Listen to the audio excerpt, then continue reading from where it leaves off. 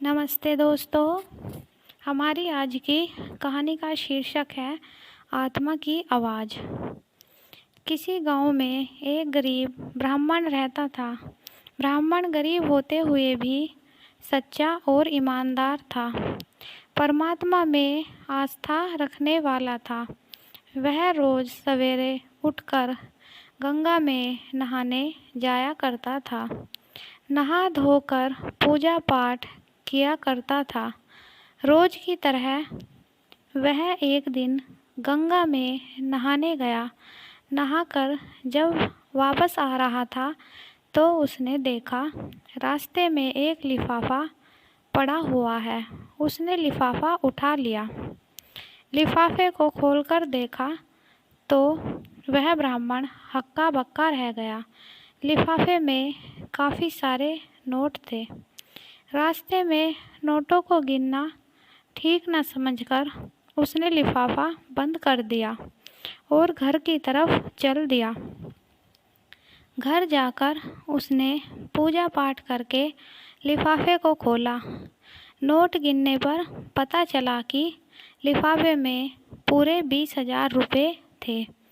पहले तो ब्राह्मण ने सोचा कि भगवान ने उसकी सुन ली है, उसे मालामाल कर दिया है। ब्राह्मण की खुशी ज़्यादा देर रुक नहीं सकी।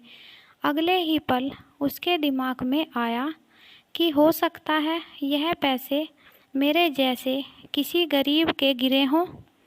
शायद किसी ने अपनी बेटी की शादी के लिए जोड़ कर रखे हों।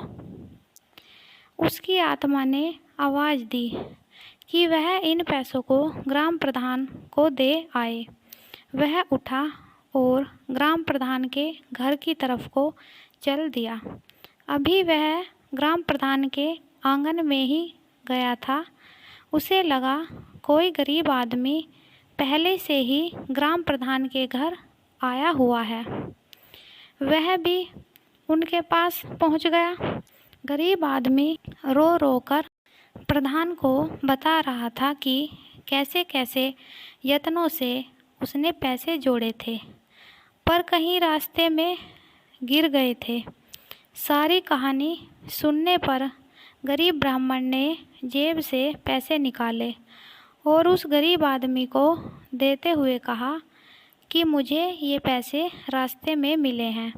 आपकी कहानी सुनने के बाद अब यकीन हो गया है कि ये पैसे आपके ही हैं।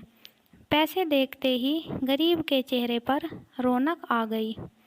गरीब ब्राह्मण ने कहा, पैसे गिन लीजिए।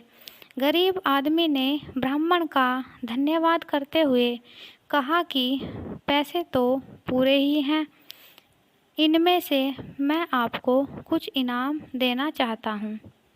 गरीब ब्राह्मण ने कुछ भी लेने से इनकार कर दिया। ब्राह्मण अपने घर को वापस आ गया। उसको इस बात की खुशी थी कि उसकी आत्मा की आवाज़ की जीत हुई है। धन्यवाद।